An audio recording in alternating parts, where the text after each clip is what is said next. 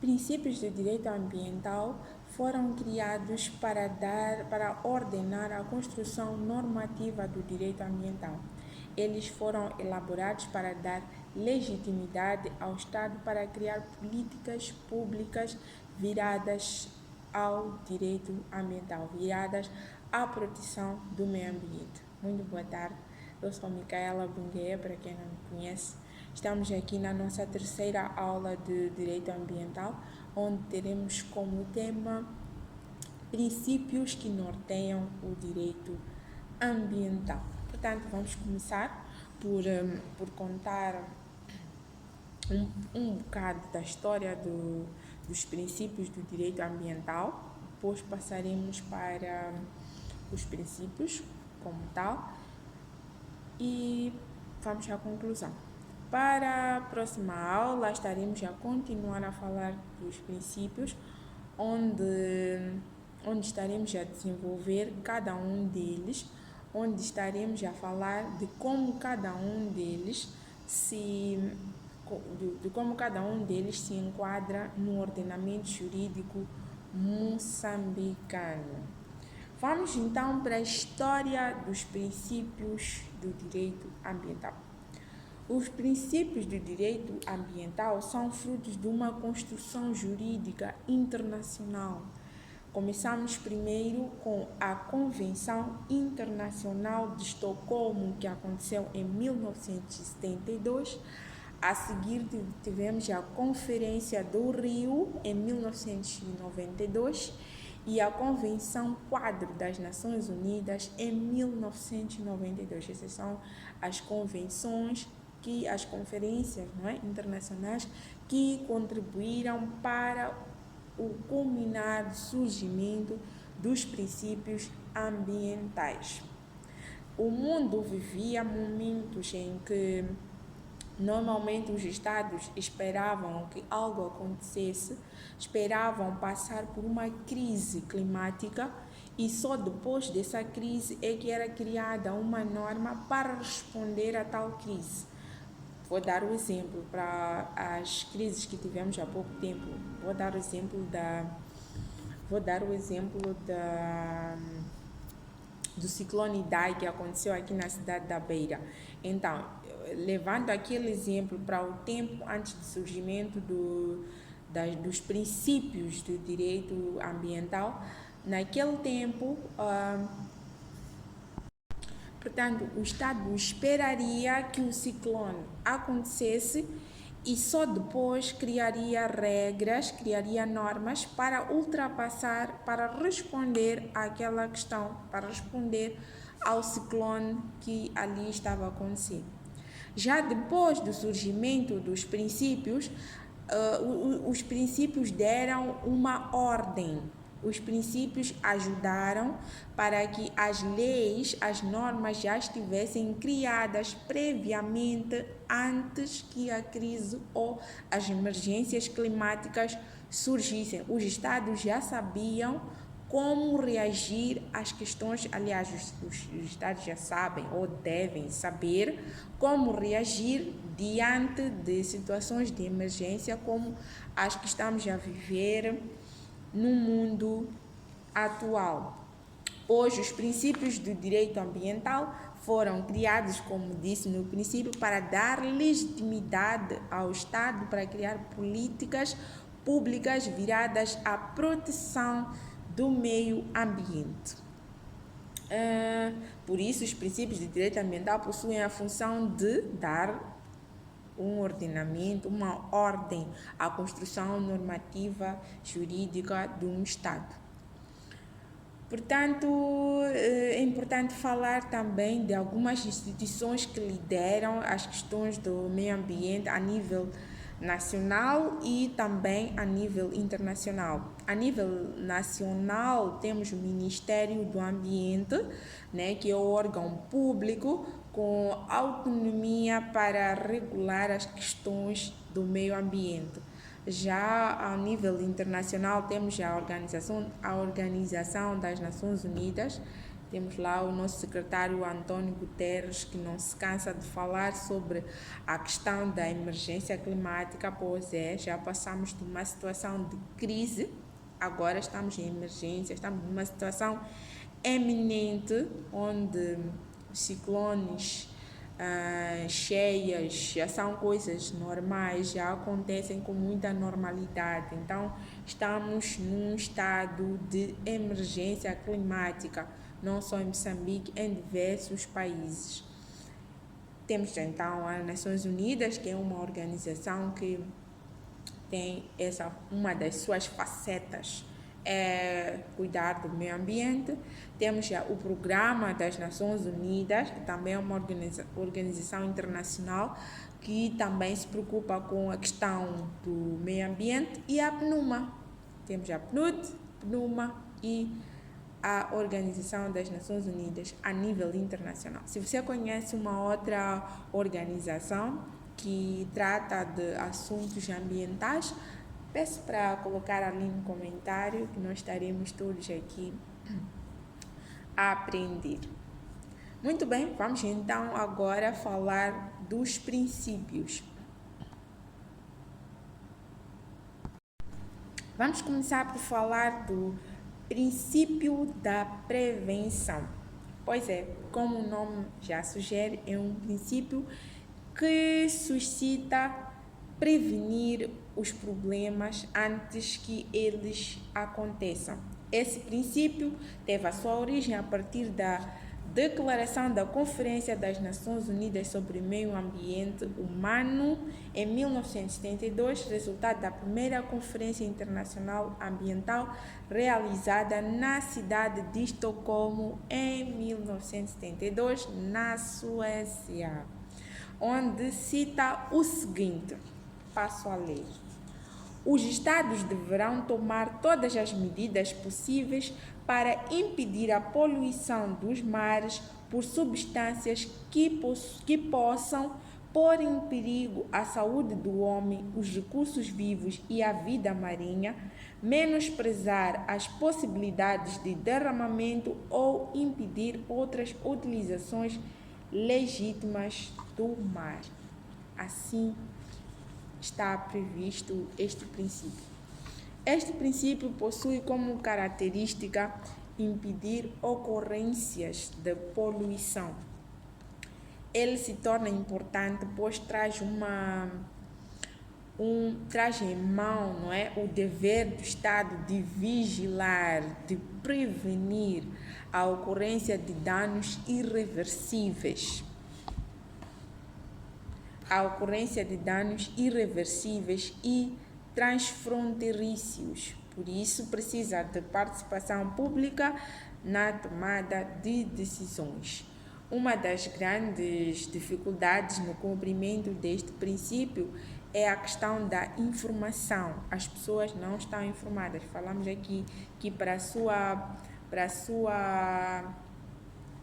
implementação, ele precisa de participação pública, ou seja, ele já prevê que o Estado deve criar condições para prevenir que os mares sejam poluídos, que a vida dos seres que lá vivem no mar, os recursos lá no mar sejam protegidos, evitar o derramamento, seja lá do que for no mar. E para que os Estados consigam cumprir com este princípio, é muito importante que haja uma divulgação a nível das entidades, pessoas públicas ou privadas que têm se lidado com o mar, uma divulgação de informação sobre a importância deste princípio.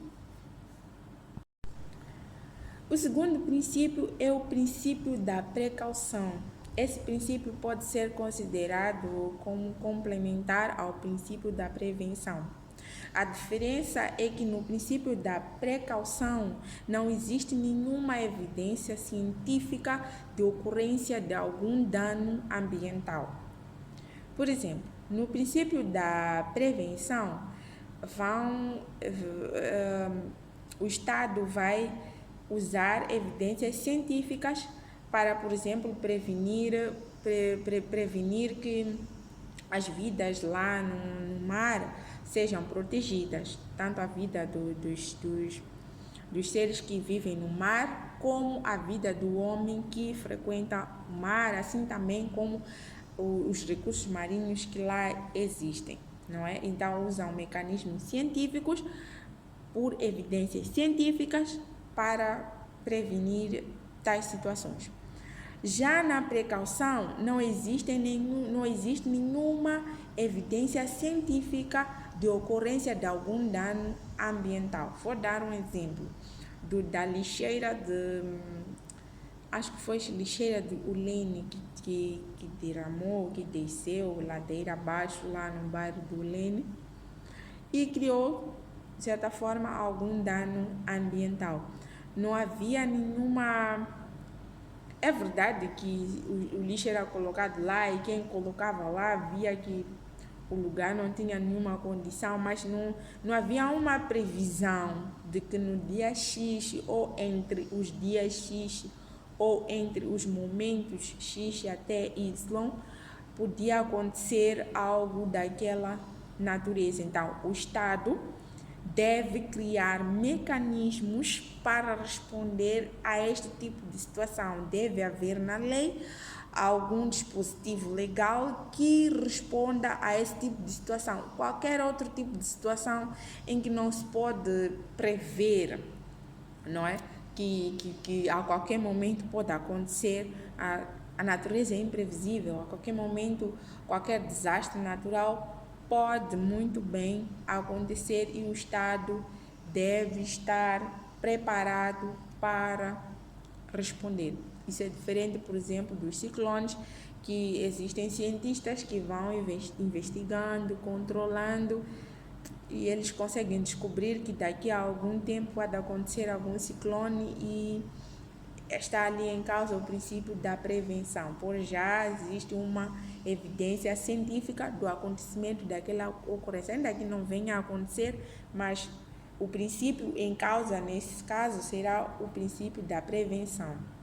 Já no caso de uma lixeira mal localizada ou de um ato de um cidadão qualquer que a qualquer momento pode tomar uma atitude que prejudica ao meio ambiente sem haver nenhuma consulta pública, sem haver nenhum pedido de autorização, sem ninguém ter tomado conhecimento, sem haver nenhuma evidência científica de ocorrência daquele caso.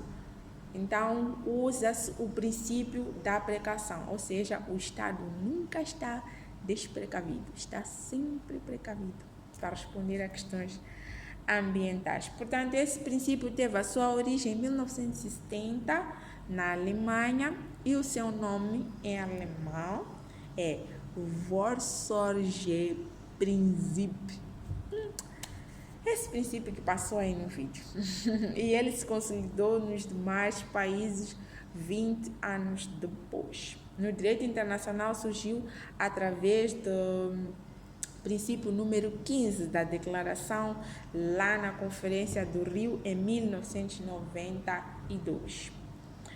E diz o seguinte, passo a citar: com o fim de proteger o meio ambiente, o princípio da precaução deverá ser amplamente observado pelo Estado de acordo com as suas capacidades. Quando houver ameaça de danos graves ou irreversíveis, a ausência de certeza científica absoluta não será utilizada como razão para o adiamento de medidas economicamente viáveis para prevenir a degradação ambiental. Pois é, o Estado nunca pode estar desprecavido, segundo este princípio. O fato de não haver evidências científicas da ocorrência daquele dano ambiental não é uma justificação, não é uma autorização para que o Estado não possa responder às questões ambientais, pois este princípio diz que o Estado tem que estar preparado mesmo para questões que não têm previsão científica. De acordo com este princípio, são exigidas medidas de proteção ambiental a fim de impedir temporária ou definitivamente atividades em questão. Falar que esse princípio não é obrigatório, não é? Esse princípio é apenas um princípio. Ele não... Nenhum Estado está obrigado a aderir, não é? A ele. Não, dizer que os Estados aderem aos princípios através das suas constituições, através de convenções, não é? E os Estados, ao criarem este princípio, decidiram que não havia obrigatoriedade, né, no cumprimento dele. Porém, ele tem uma ampla aceitação. Apesar disso, ele tem uma ampla aceitação. Inclusive, a nossa Constituição, no seu artigo, prevê no seu artigo 90, número 1, que todo cidadão tem o direito de viver em um ambiente saudável e o dever de o proteger. O terceiro princípio é o princípio do poluidor-pagador. Como o nome já diz, quem polui deve pagar. Este princípio possui como característica identificar as externalidades causadas pela atividade econômica. Ele tem o seu principal objetivo desmotivar atividades econômicas que prejudicam o meio ambiente, não é? Temos o exemplo dos 5% que o Estado cobra para os exploradores dos recursos naturais. O objetivo é que eles parem de explorar os recursos naturais, mas que não seja que essa cobrança não seja feita de forma coativa, né? Que não seja feita por uma coação, mas através de cobranças e acabando assim por desmotivar o empresário de continuar com aquela atividade que de certa forma prejudica o meio ambiente. Também tivemos um caso, o princípio do poluidor-pagador não é só para estes casos, mas também para casos de ocorrências eminentes, como por exemplo o que aconteceu aqui na Beira neste ano, 2023 ou 2022, já não me lembro bem se foi ainda neste ano ou no ano passado, mas há pouco tempo houve um caso de derramamento de óleos aqui na zona da Munhava, aqui na cidade da Beira, uma empresa, não sei qual, nem vale mencionar, que derramou óleos na Tâmega. Então, isso criou problemas, isso poderia criar problemas ambientais graves. Então, nesse caso, o Estado deve, acho que foi o que aconteceu, o Estado deve cobrar uma taxa, uma multa a esta empresa que criou esta situação para o meio ambiente. Então, o princípio do poluidor-pagador visa com que os intervenientes estejam a identificar as externalidades causadas pela atividade econômica com o fim de cobrar alguma taxa a quem causar tais externalidades. Esse princípio, como eu estava a dizer, funciona como uma ferramenta de indução à mudança do comportamento da atividade empresarial econômica. Ele teve origem como recomendação da Organização para a Cooperação e Desenvolvimento Econômico em 1972. Essa organização é um órgão intergovernamental e reúne os países desenvolvidos. Portanto, esse princípio teve origem pela recomendação da Organização para a Cooperação e Desenvolvimento Econômico em 1972, essa organização que reúne todos os países desenvolvidos com o objetivo de criar diretrizes ligadas ao desenvolvimento econômico de todos os países da comunidade internacional. E esse princípio prevê o seguinte: As despesas relativas aos custos de prevenção e controle da poluição devem ser imputados aos poluidores. O custo destas medidas deve se refletir no preço do produto cuja produção ou consumo provoca a poluição. Não é? Assim está previsto este princípio. Portanto, as empresas têm o dever de pagar uma taxa de poluição. Vamos passar para o quarto princípio, que é o princípio do desenvolvimento sustentável. Este princípio é um dos princípios mais abstratos, pois os estudiosos não sabem dizer, é muito difícil, né, aferir se é realmente um princípio ou se é apenas um conceito. E o seu conceito foi se construindo ao longo dos debates e conferências internacionais, ganhou força a partir da Conferência do Rio em 1992. Tem como premissa obter integração dos objetivos econômicos, sociais e ambientais. O maior objetivo desse princípio é mesmo a integração dos objetivos econômicos, sociais e ambientais. Por esses motivos, diversos atores, ainda que sem consenso, afirmam que há necessidade de uma colisão dos diversos princípios procedimentais e substanciais estabelecidas pelas normas ambientais. Os Objetivos de Desenvolvimento Sustentáveis devem prezar pela integração empreendidas pelo Estado, empresas, ONGs e demais atores sociais.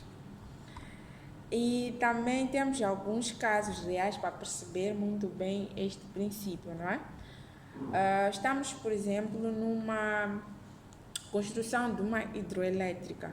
A construção de uma hidroelétrica, ela acarreta o deslocamento da população, acarreta o deslocamento da comunidade que vive naquela circunscrição, né, que é para poder se construir. Deve haver um distanciamento, não pode ter casas por perto de uma hidroelétrica. Então, isso traz um impacto social, traz um impacto econômico e também um impacto ambiental.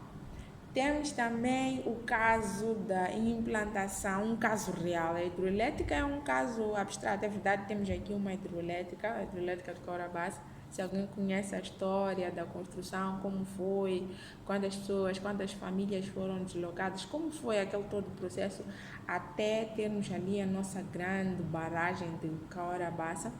Pode contar ali nos comentários, queremos saber. Temos também outro caso bem recente, um caso real, que é o caso da Mosal, que também teve o seu impacto ambiental. Portanto, esse princípio, ele visa que os impactos econômicos, ambientais, sejam previstos com antecedência, sejam calculados, sejam estudados.